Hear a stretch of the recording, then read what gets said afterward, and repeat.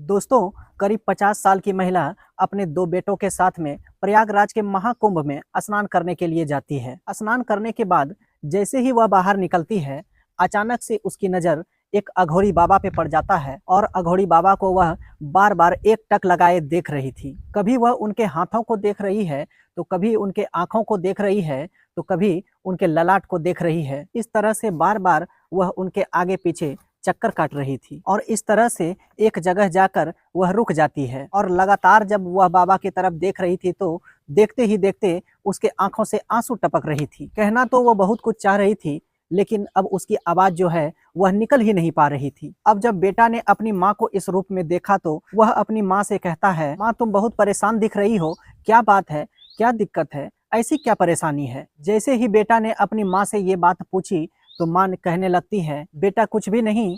तो बेटा जो है जिद करने लगता है, पूछने लगता है, माँ क्या बात है, इससे पहले मैंने तुम्हें इतना परेशान होते हुए कभी नहीं देखा है। तो वह कहती है कि बेटा यह जो सामने साधु के रूप में है, अघोरी के रूप में दिख रहा है, दरअसल वो कोई और नहीं बल्कि यह तुम्हारे पिताजी हैं। अब जैसे ही बेटा ने ये बात सुनी तो बेटे को यकीन नहीं हो रहा था। उसके बाद देखते ही देखते वहां पर सैकड़ों आदमी का जमघट लग जाता है। वह महिला अपनी पूरी कहानी बताने लगते हैं। बेटा बाबा के पास जाता है और बाबा के पास जाने के बाद उनके कान में कहता है, बाबूजी घर चलो, सब लोग बहुत परेशान हैं, सब लोग आपको बहुत याद करते हैं। जैसे ही बाबा ने उन लड़कों की तरफ देखा तो वह कहता है कि आखिर आप चलना क्यों नहीं चाहते हैं। और तो फिर बाबा ने उससे कुछ नहीं कहा, वह एकदम से चुप हो जाते हैं और अपनी मौन साधना में विलीन हो जाते हैं। अब ऐसी स्थिति में घर वाले करे तो क्या करे। जब यह बातें सोशल मीडिया के माध्यम से लोगों तक पहुंचती है तो उन्हें लग रहा था कि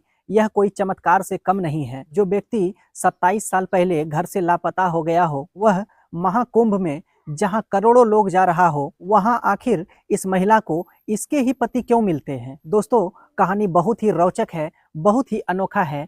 आइए जानते हैं पूरी कहानी को इस वीडियो के माध्यम से। लेकिन वीडियो में आगे बढ़ने से पहले बस वही एक छोटा सा रिक्वेस्ट, अगर आपने अभी तक चैनल को सब्सक्राइब नहीं किया है तो कृपया चैनल को सब्सक्राइब करें, वीडियो को लाइक करना बिल्कुल ना भूलें। दोस्तों, आज की जो यह कहानी है, झारखंड राज्य में एक जिला पड़ता है धनबाद, और धनबाद जिले का ही एक भुल्ली टाउन पड़ता है। भुल्ली टाउन के पास ही एक छोटा सा गांव है जिसका नाम है श्यामनगर। दरअसल श्यामनगर के ही कुछ लोगों का जत्था उत्तर प्रदेश के प्रयागराज में महाकुंभ में ये सभी स्नान करने के लिए जाते हैं। जैसे ही वहां पहुंचते हैं महाकुंभ के थाना महावीर जी क्षेत्र में, और वहां से स्नान करके जैसे ही वह लोग बाहर निकल रहे थे, अचानक वहां के 2-4 लोगों की नजर एक बाबा पर पड़ती है और बाबा को देखने के बाद वह लोग देखते रह जाते हैं। आपस में वह लोग बातें करते रह जाते हैं, कहते हैं देखो कितना इत्तेफाक है, अपने गांव के जो गंगा सागर यादव हैं और जो उनके एकदम खास दोस्त राजकुमार गोसाई हैं, दोनों की शक्ल हूबहू इनसे नहीं मिलती है। जब इस तरह की बातें गांव के लोग आपस में करने लगते हैं तो कहने लगते हैं कि यह इत्तेफाक नहीं हो सकता, जो दोनों एक ही गांव के हैं और दोनों की शक्ल एक जैसा मिल रहा है, भला वह दोनों यहाँ कैसे हो सकते हैं। लेकिन हो न हो, आखिर 27 साल पहले वह दोनों लापता हो गए हैं, हो न हो यह वही दोनों हैं। अब जैसे ही गांव के कुछ लोग उनसे बात करने की कोशिश की, जो कि साधु के रूप में थे, एक अघोरी के रूप में थे, तो उन्होंने इनकी बातों का कोई भी जवाब देना उचित नहीं समझा और वह अपने काम में, अपनी साधना में विलीन हो जाते हैं। और इसी बात पर कुछ गांव वाले को इन पर शक हो जाता है। अगले दिन जब सुबह होती है तो गांव वाले एक वीडियो बनाता है, इनका कुछ फोटो भी खींचता है और अपने ही गांव के एक व्यक्ति होता है जिसका नाम मुरली यादव होता है। मुरली यादव को फोटो और वीडियो भेजते हैं और कहते हैं कि जरा गौर से देखो, इस वीडियो और फोटो को देखने के बाद मुझे कुछ अलग ही लगता है। अब जैसे ही मुरली यादव ने यह वीडियो और फोटो को देखा तो उसके भी आंखों पर यकीन नहीं हो पा रहा था। दरअसल यह कहानी श्यामनगर गांव की है। श्यामनगर गांव का रहने वाला एक व्यक्ति होता है जिसका नाम होता है देवलाल यादव। हालांकि देवलाल यादव अब इस दुनिया में नहीं है, लेकिन कुछ साल पहले उनके 4 बेटे होते थे। एक बेटे का नाम गंगा सागर यादव, दूसरे का नाम प्रयाग यादव और तीसरे का नाम मुरली यादव और चौथे का नाम बद्री यादव। दरअसल यह चारों बेटे जो हैं अपना मेहनत मजदूरी करते थे, अपना कमाते खाते थे।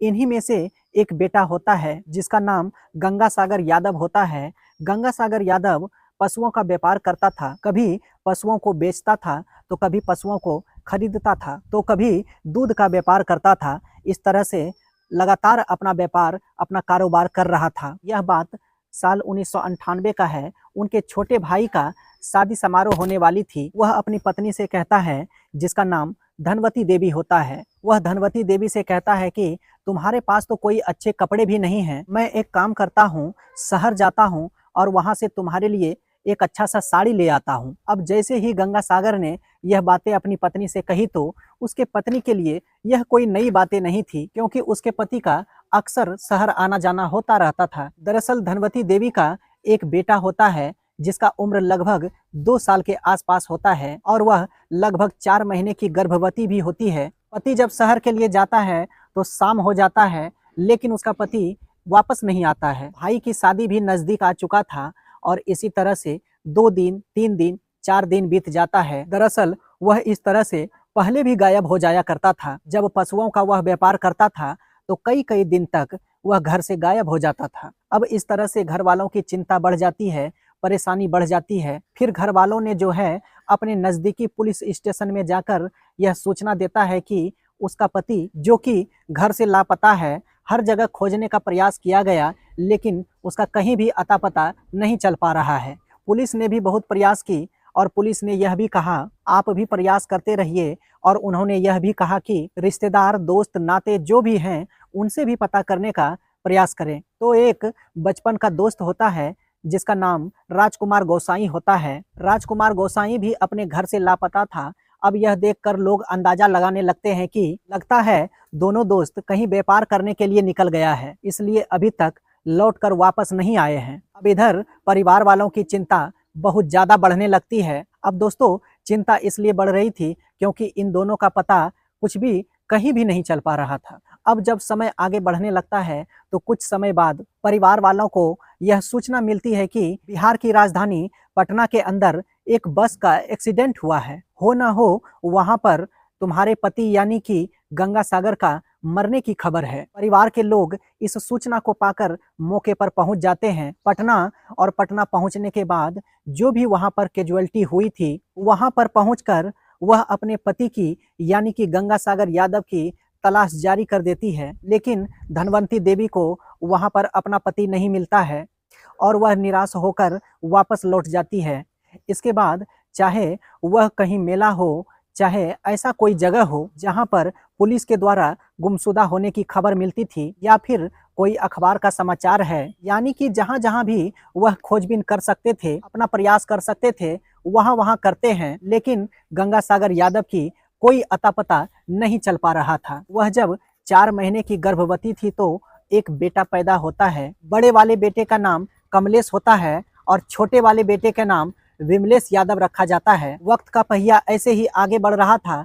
परिवार में सबका आशा विश्वास टूट रहा था, लेकिन धनवंती देवी जो है उसकी कभी भी कोई आशा और उम्मीद में कमी नहीं आया। वह कभी भी अपने मांग में सिंदूर लगाने के लिए नहीं छोड़ी। हालांकि गांव वाले भी यही मान लिए थे कि कहीं कुछ दुर्घटना हुआ होगा और उसी दुर्घटना में उसकी मृत्यु हो गई होगी। जैसे ही उत्तर प्रदेश के प्रयागराज में महाकुंभ का आयोजन चल रहा था तो वहां पर चाहे वह देश के हो चाहे वह विदेश के हो, काफी सारे आदमी स्नान करने के लिए आ ही रहे थे। इसी बीच में झारखंड राज्य के धनबाद जिले का भुल्ली टाउन के श्यामनगर गांव का कुछ आदमी वहां पर स्नान करने के लिए पहुंचते हैं और उनकी नजर पड़ जाती है एक अघोरी बाबा पर। अब अघोरी बाबा को देखकर उन सभी को अपने ही आंखों पर विश्वास नहीं हो रहा था और यह सूचना दे दी जाती है उनके गांव में। अब जैसे ही यह बात उनके परिवार में पता चलता है तो धनवंती देवी और उनके दोनों बेटे कमलेश और विमलेश और उनके परिवार के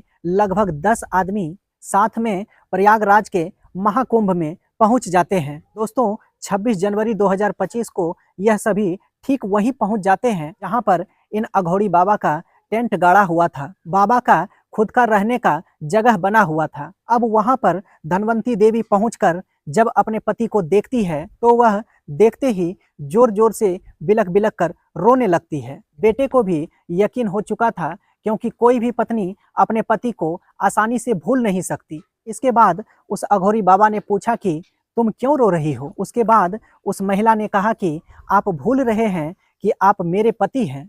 अब जैसे ही यह बातें अघोरी बाबा सुनते हैं तो वह एकदम से अजीब हो जाते हैं। उसे कुछ भी यकीन नहीं हो रहा था कि यह किस तरह की बातें कर रही है। तभी वहां पर सैकड़ों लोगों का जमघट लग जाता है। मीडिया वाले भी पहुंच जाते हैं और जब मीडिया वाले पहुंच जाते हैं तो फिर उस महिला ने अपने पति के कुछ निशान बताए। उन्होंने कहा कि इसका बायां हाथ टूटा हुआ है, इसकी जांच करा लीजिए और इनकी केहूनी भी निकली हुई है, आप ये भी जांच करा लीजिए। उनके ललाट पर एक गहरा घाव का निशान है, आप ये भी जांच करा लीजिए और आगे के 2 दांत बड़े-बड़े हैं, आप इसकी भी जांच करा लीजिए। यह कुछ पहचान थी जो कि मौके पे बताई गई थी और पत्नी ने जो दावा की इससे लोगों को यकीन नहीं हो पा रहा था। दरअसल कोई व्यक्ति 27 साल पहले घर से लापता हो जाता है और फिर महाकुंभ मेले में मिल जाती है।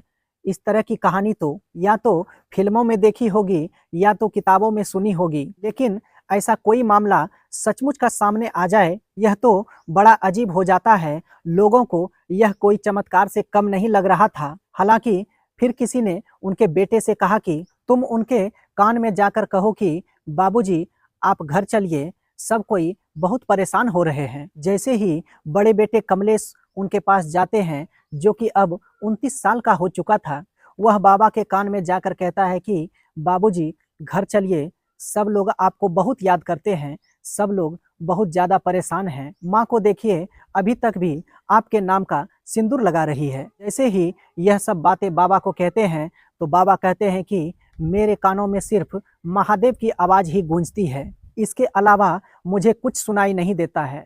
अब यह बातें सुनने के बाद बेटे को भी परेशानी हो जाती है। छोटा बेटा भी परेशान हो जाता है। वह बताता है कि जब आप चले गए थे तब मैं माँ के गर्भ में 4 महीने का था।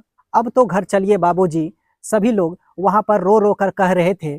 घर चलने के लिए काफ़ी प्रयास कर रहे थे, लेकिन बाबा ने साफ इनकार कर दिया। उन्होंने कहा कि शायद तुम्हें कोई गलतफहमी हुआ है। मैं बनारस का रहने वाला हूँ, मेरे भी परिवार हैं, माता पिता हैं, पत्नी है, मेरे भी 5 बच्चे हैं। उसने अपना बचपन देखा है, उसके दोस्त भी हैं। वह 20 साल तक गांव में रहकर साधना करता है। आपको शायद कोई गलतफहमी हुई है, यह वह व्यक्ति नहीं है जो आपको लग रहा है। जैसे ही यह बात कहते हैं तो कमलेश और विमलेश दोनों खड़े हो जाते हैं और कहते हैं अगर आप सच बोल रहे हैं तो चलिए अपने गांव और हमें अपना गांव दिखाइए, अपने परिवार से मिलाइए, अपने पत्नी से मिलाइए और अपने बच्चों से मिलाइए। हम भी जब तक अपनी आंखों से नहीं देख लेंगे तब तक हमें भी यकीन नहीं होगा। लेकिन जब बात मिलवाने की होती है तो फिर अचानक एक काली माई आ जाती है, एक महिला साध्वी आ जाती है और कहती है कि तुम मेरे पति को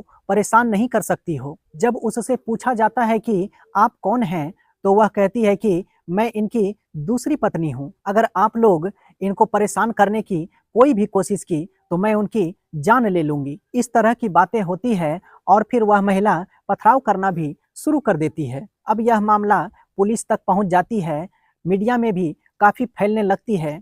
यह कहानी बड़ा ही सभी को विचित्र लग रही थी। तभी पुलिस के पास एक सूचना दी जाती है और कहा जाता है कि आप एक डीएनए टेस्ट करवा लीजिए। अगर डीएनए टेस्ट में यह मामला फेल हो जाता है तो हम लोग सभी कोई यहाँ से अपने घर चले जाएंगे, लेकिन हम इस तरह से नहीं जा सकते। हालांकि पुलिस ने समझा बुझाकर फिलहाल शांत कर दिया है और प्रशासन ने इन सभी का पूरा पता ले लिया है ताकि भविष्य में इन मामला का जांच किया जा सके। जो दूध का दूध है और पानी का पानी है किया जा सके। क्या वह वाकई एक अघोरी है? क्या वह वाकई बनारस का रहने वाला है या वह वाकई धनवंती देवी का पति है? अभी इस बात का जांच होना बाकी है, लेकिन जिस तरह से अघोरी बाबा अपनी नजरें बचा रहे थे उससे कहीं ना कहीं कुछ शक तो होता ही है, क्योंकि यह कोई इत्तेफाक नहीं हो सकता कि उनके ललाट पर गहरी चोट का निशान मिल जाना और उनके जो दोस्त थे राजकुमार, उसका भी शकल इन बाबा से हूबहू मिल जाना। दोस्तों, यह कहानी सुनाने का मकसद किसी को परेशान करना नहीं, किसी के दिल को दुखाना बिल्कुल भी नहीं है, बल्कि आपको सचेत करना, आपको जागरूक करना है। दुनिया में अजब गजब तरीके के चमत्कार होते हैं और यह भी अपने आप में एक चमत्कार ही है। अगर वाकई में सचमुच में वह अघोरी बाबा इन महिला का पति ही निकला तो वाकई में यह कहानी बड़ा ही अनोखी हो जाएगी, जो कि इससे पहले कभी भी किसी ने नहीं सुनी होगी। दोस्तों, आपको यह कहानी कैसी लगी? आपका क्या कहना है इस कहानी के बारे में? हमें कमेंट के माध्यम से ज़रूर बताएं। मिलते हैं फिर किसी नई कहानी के साथ। तब तक के लिए मुझे दीजिए इजाज़त। जय हिंद, वंदे मातरम।